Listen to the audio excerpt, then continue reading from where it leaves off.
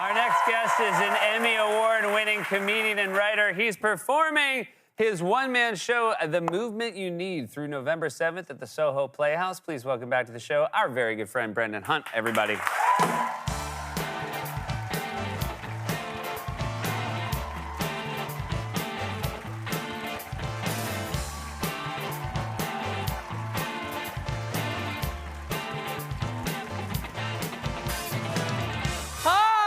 Hi, buddy. It's very nice to see you the day after Halloween because I've known you for 20 years.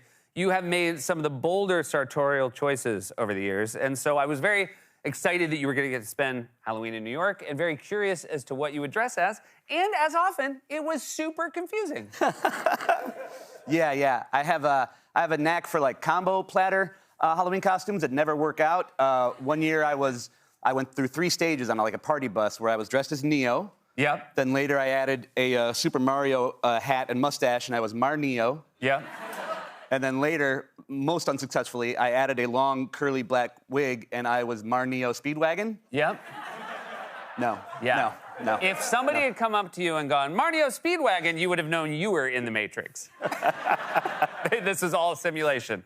All right, so this is the Arsenal goalkeeper. Who also plays for the U.S. National team. Yes. So he dressed like your television character last year. Yes. And his name is Matt Turner. Matt Turner. Now at Nottingham Forest. Okay, so now Nottingham. So Matt Turner was because you were going to repay the favor. He dressed like you. You're going to dress like him. Yes. But that's too easy. But I didn't want to go straight Matt Turner. Right.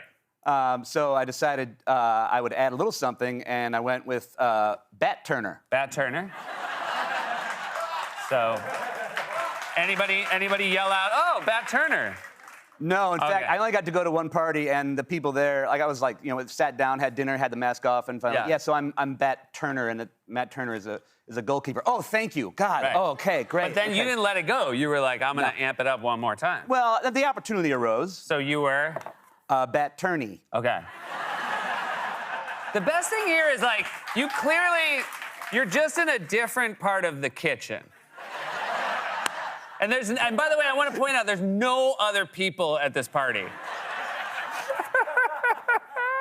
Hey, congratulations on the show. I've always, I think a lot of people here know you from television. I got to know you on stage. I love watching you on stage. This is not your first one-man show, but this is probably the most personal one-man show. Yeah. It's basically looking at my mom and I's relationship, which was complicated, like so many mom relationships are. But we had like one avenue of clarity and no conflict, which was our love of the Beatles, which she had engendered in me, and she was 100% right about. And so you guys always had that, even when times were tough. You connected on the Beatles. You were a big Beatles fan, as a kid, because of your mom. So tell me why you would sign the Beatles and other people's yearbooks. Yeah. So in my yearbook picture, I'm wearing a pin of the Beatles. It's the Beatles butcher cover. Google it. It's great. And somehow, some way, at Kenwood Academy, 2,200-person student body, not a single other music act is represented in the entire yearbook. Not a T-shirt, not a poster, the Beatles. And so I was so proud of this that when I would sign people's yearbooks, I would go to my picture and I would write the Beatles, just to make extra sure they knew that the Beatles were in their yearbook. The weird thing is you look more like young Henry Winkler than he did.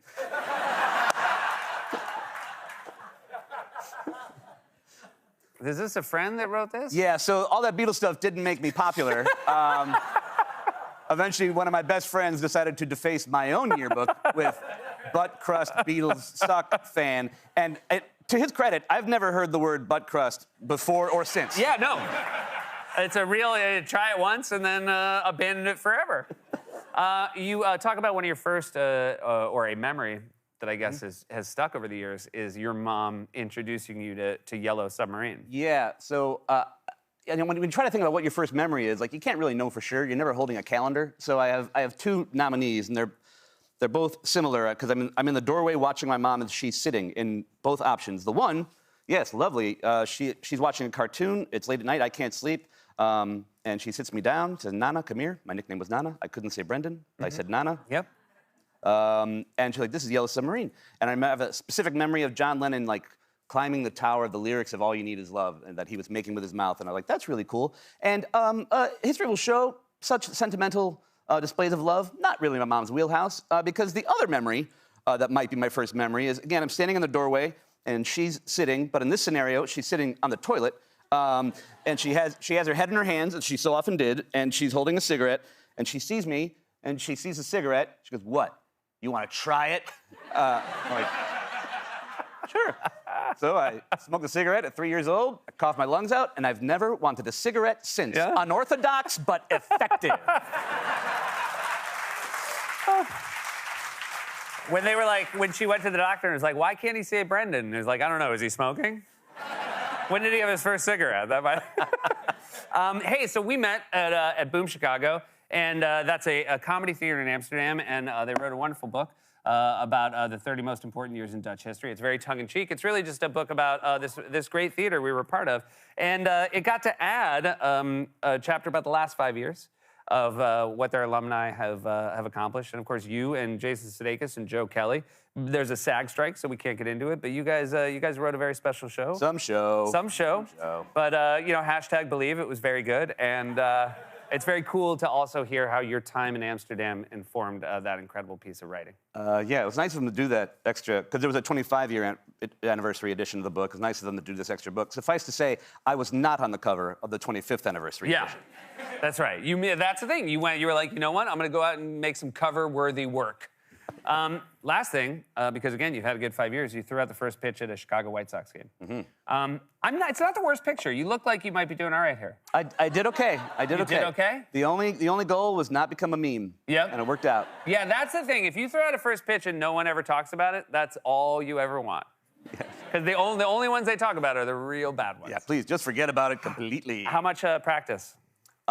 With Joe Kelly, the aforementioned Joe Kelly, we went and threw like 3 or 4 times. Joe Kelly, former catcher. Okay, so that helps. And but the practices tended to be very short because I'm old. And I was like, all right, woo, all right, here we go. Oh, Joe, I think that's about enough for today. Ugh. Well, it worked out, and I'm very excited for your show, and it's so great to have you, buddy. Thank you so much. Brendan Hunt, everybody, the movement you need is playing at the Soho Play.